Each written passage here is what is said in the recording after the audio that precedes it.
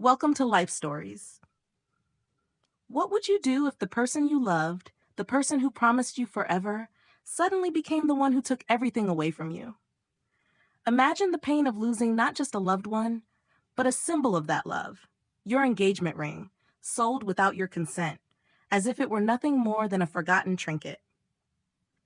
But this isn't just a story about loss. It's about reclaiming yourself after being erased. It's about standing up when everything in you says to lie down and give up.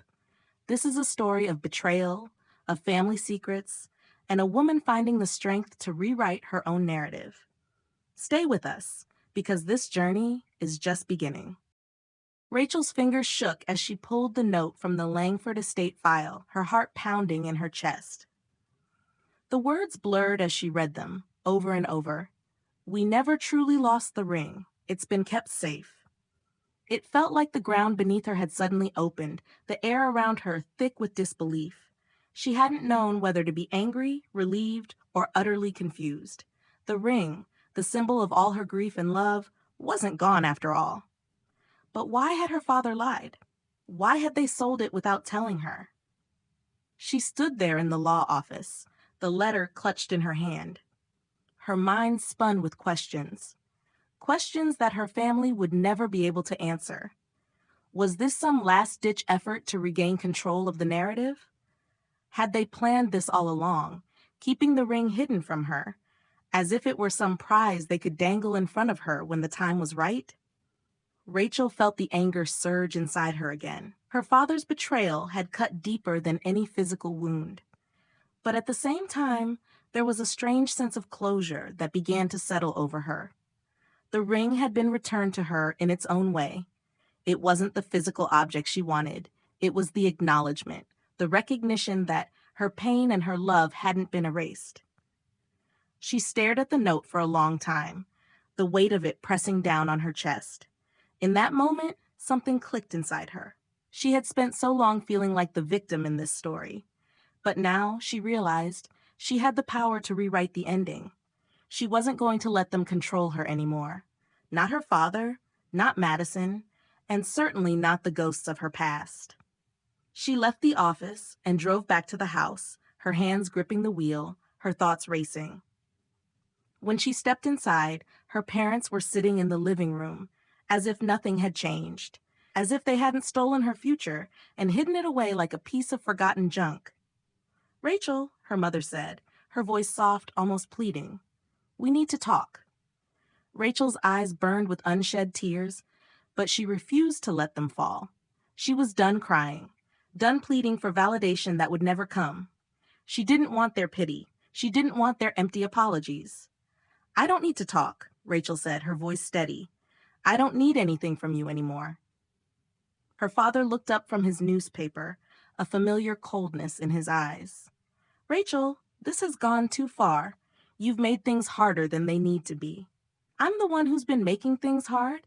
Rachel's voice shook with the weight of everything she had carried alone. "You sold my ring without telling me. You erased my memories, and then you lied to me." Her mother's face softened, but Rachel saw the flicker of guilt in her eyes. It was too late for that now. She had already seen the truth. "I found it," Rachel said, her voice low but firm. "The ring was never lost. It was hidden. You lied to me, and now I'm done." Her father shifted in his chair, but he didn't say anything. His silence spoke volumes. He knew deep down that Rachel was right, but he wouldn't admit it. He never did. Rachel's gaze shifted between her parents, the weight of everything they had done hanging heavy in the room. The house that had once felt like home now felt like a cage. A place where her voice was silenced, where her grief was dismissed, where love was an afterthought. "I'm leaving," Rachel said, her heart pounding. "I'm leaving this house, and I'm never coming back." Her parents didn't respond. They didn't try to stop her. They knew she was right. They knew she had already made up her mind. Rachel turned and walked toward the door, each step carrying her further away from everything she had once known. The cool evening air hit her like a breath of fresh air as she stepped outside. The world felt different now, softer somehow. The weight on her shoulders, the years of emotional strain, began to lift. She wasn't sure where she was going, but for the first time in a long time, she felt free. She didn't go to a hotel. She didn't go to her old friends or family. She went to the one place that had always brought her peace, Everett's studio. The space they had dreamed of together, where they had talked about building a future, a life. She hadn't been there since his death, but tonight it felt like the only place she could be. She opened the door, the familiar scent of metal and wood filling her senses. The tools were still in place, just as they had been when Everett had left. The silence was heavy, but it was a silence she could live with. She sat down at the workbench, her fingers trailing over the cold, smooth surface of the metal. The velvet cloth was still tucked safely inside her purse. She pulled it out, the familiar softness now a reminder of everything she had lost and everything she had gained. For the first time in a long time, Rachel felt at peace. She pulled the ring from the cloth and held it in her hands, the diamond catching the light. It was just a ring, she knew that now. It didn't define her, but it did remind her of a love that had once been and a promise that had been broken. And as she sat there, the quiet hum of the studio around her, Rachel knew that she was no longer the woman who had been erased. She was the woman who had reclaimed herself, the woman who had found her voice, the woman who, no matter how much she had lost, would always find a way to keep going. She didn't need their approval anymore. She didn't need the past to define her future. The only thing she needed now was to keep moving forward, one step at a time. How do you think Rachel will move forward after everything she's been through? What does reclaiming her voice mean for her future? If you resonated with Rachel's journey, comment 100 below. Where are you watching this story from? Let us know in the comments. And don't forget to share this video with your friends. Thanks for watching Life Stories. Rachel stood by the open drawer, staring into the emptiness where once lay the velvet box. Her engagement ring, the one Aaron had spent years designing with her, with every detail carefully chosen. She had never imagined it could disappear. It wasn't just a ring, it was a symbol of their future, of love, of the promise he had made to her before he died. Now it was gone, like everything else she had ever thought was hers. She took a deep breath and exhaled slowly, trying to calm the panic rising in her chest. Her fingers trembled as she dug through the drawer, lifting receipts, old letters, and half-burned candles, but there was nothing there. Her thoughts began to spiral. Maybe she had misplaced it, maybe it had fallen somewhere. But deep down, Rachel knew. She felt it in the pit of her stomach, that it wasn't a mistake. It had been taken. And it was taken without warning, without remorse. Downstairs, her mother was sipping coffee, flipping through a magazine, like it was just another day. The morning sun poured through the kitchen window, casting a soft golden light on the floor. Rachel stood there, staring at her mother. There was something almost surreal about the moment, as though she was stuck in a dream, her legs frozen to the ground. "Mom," Rachel said, her voice tight with barely concealed anger. "Do you know where my ring is?" Her mother looked up slowly, blinking as if Rachel had asked something trivial. "What ring?" she asked, her tone casual. "The ring Aaron gave me, my engagement ring, the one we picked out together." Rachel watched as her mother set the mug down with an unsettling calmness. "Oh," she said, as if it were an afterthought. "We sold it. Callista needed the money for her retreat. You weren't wearing it anymore, so—" Rachel's heart stuttered in her chest. Her mouth went dry. "You sold it?" she whispered, disbelief creeping into her voice. "Well, technically," her father added, his voice drifting from the hallway. He leaned against the doorframe, arms crossed, a look of indifference on his face. "You haven't touched it in months, Rachel. We figured you didn't need it anymore." Rachel felt the ground beneath her shift, the room spinning slightly. She looked at her father, the same man who had always kept her at arm's length, who had never truly understood the depth of her love for Aaron. His face, as tired and cold as ever, only made her more furious. "That ring was mine," she said, her voice rising, the words thick with hurt. "It wasn't just a piece of jewelry. It was all I had left of him." Her mother rolled her eyes. You're making a big deal out of this, Rachel. Callista is going through a healing journey. It's life-changing. Rachel's chest tightened, her vision narrowing with rage. Then maybe she should have sold her things, she snapped, her voice hoarse. But even as she said it, she felt the sting of emptiness crawl through her veins. It wasn't just a ring they had taken from her. It was the last part of Aaron, the last tangible piece of him that had been left behind. Her father's expression soured. "It's just a ring," he said, dismissively. "And it's in the past. You need to move on, Rachel. The past isn't going to bring him back." "I don't want him back," Rachel cried, her voice breaking. "But I wanted to keep something that was ours. Something that wasn't sold off because someone else needed something shiny for their Instagram posts." The words hung in the air, thick with the weight of betrayal. She felt the overwhelming sadness threatening to drown her, but she refused to let it. Instead, she turned on her heel and walked up the stairs, every step echoing louder than it should. When she reached her room, she opened the drawer again, hoping to find the box, maybe tucked in a corner, maybe hidden away like some twisted joke. But no, there was nothing. That's when she noticed it, the velvet cloth. The soft navy fabric with delicate white daisies embroidered in the corners. It was empty now, limp without the weight of the ring. Rachel's fingers brushed over the familiar stitches, and she felt the hollow ache in her chest grow even stronger. This was all she had left of Aaron, and now even that felt like it was slipping away. She sank to the floor, the cloth resting in her lap as she stared blankly at the wall. The grief was still there, but it was quieter now, more insidious. The pain of losing Aaron had been muted by time, but this betrayal felt like a wound that would never heal. Rachel had spent 2 years learning how to live without him, but now she was learning that her family had erased him too. They had erased her too. For hours she sat there listening to the world outside continue as if nothing had changed. But everything had changed. The ring was gone, yes, but so was something deeper. The trust, the love, the idea that her family had ever truly understood her. That night, as she scrolled through her phone, Rachel's stomach churned. Madison, her sister, had posted another picture, this time from her retreat in Costa Rica. Her arms stretched high in a perfect yoga pose, a serene smile plastered on her face as she basked in the warm sun. The caption read, "Healing isn't just about finding peace. Sometimes it's about choosing your journey." The comments flooded in. "So inspiring, Madison. You are truly a light in this world." Rachel's hands shook as she scrolled further. Madison was already making her spiritual journey a brand, her healing wrapped in shiny packaging for her followers. But it wasn't just the ring that had been sold.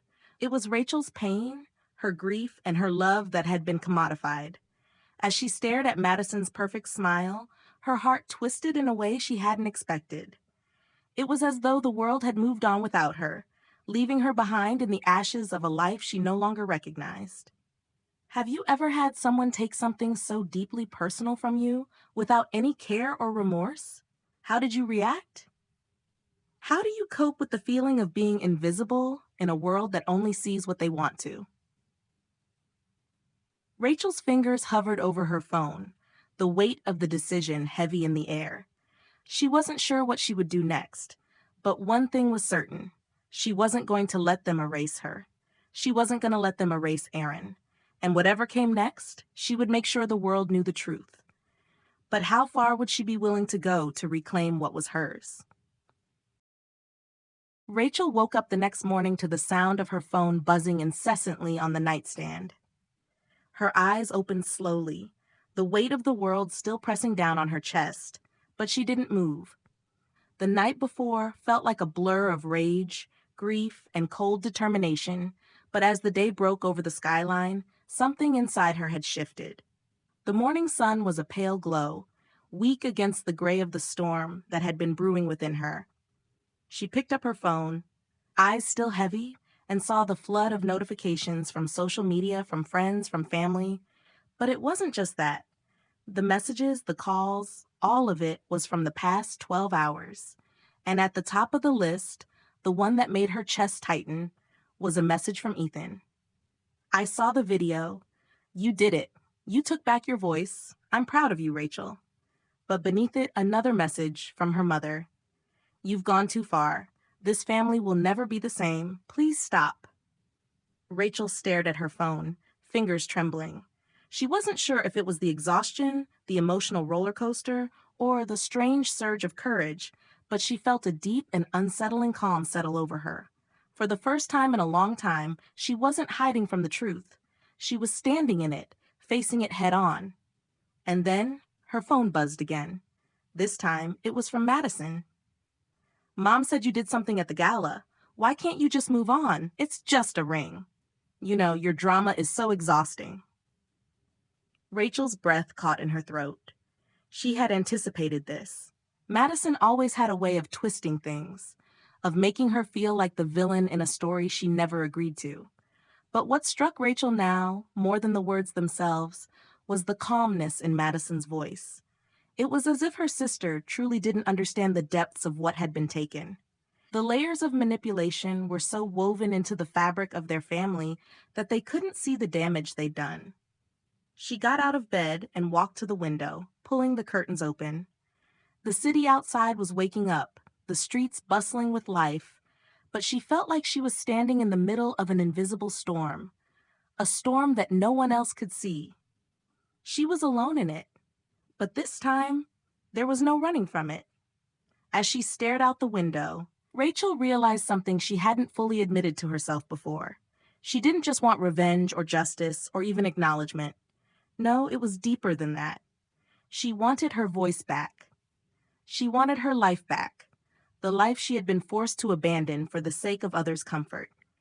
And yet, she still felt the sharp ache of missing Aaron, of losing him, not just once, but over and over, every time her family made light of the promises he had made to her. Suddenly, the phone rang again.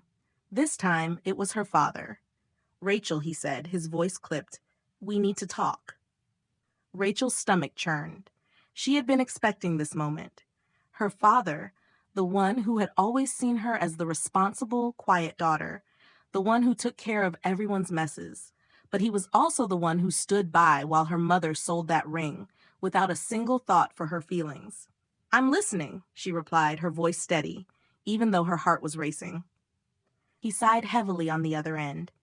"I'm sorry, Rachel, but you don't understand.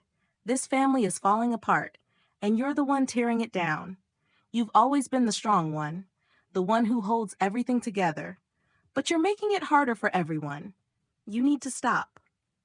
Rachel could feel the control in his voice, that same suffocating pressure he always put on her, the pressure that had kept her in line for years. But this time, it wasn't working. "Do you think this is easy for me?" she asked, her voice rising. "Do you think I wanted to tear everything apart? But you and Mom, you've taken everything. First Aaron, then the ring, then me. I'm not just the one holding the family together anymore, Dad. I'm the one who's been ignored, erased, and forgotten. You don't get to tell me what's easy for me." There was silence on the other end of the phone. The sound of his breath, heavy and labored, filled the space between them. "Rachel," he said, softer now. "It's not too late. Come home. We can fix this. We're family." Rachel's chest tightened, and for the first time, the words didn't cut her like they used to. She wasn't that little girl anymore, desperate for his approval, desperate for her place in their world. "I'm not coming home, Dad," she said, her voice trembling slightly. "You've broken too much, and I can't keep pretending it doesn't hurt." The line went dead. Rachel stood there for a long time, yes, the phone still in her hand. And then, something inside her snapped.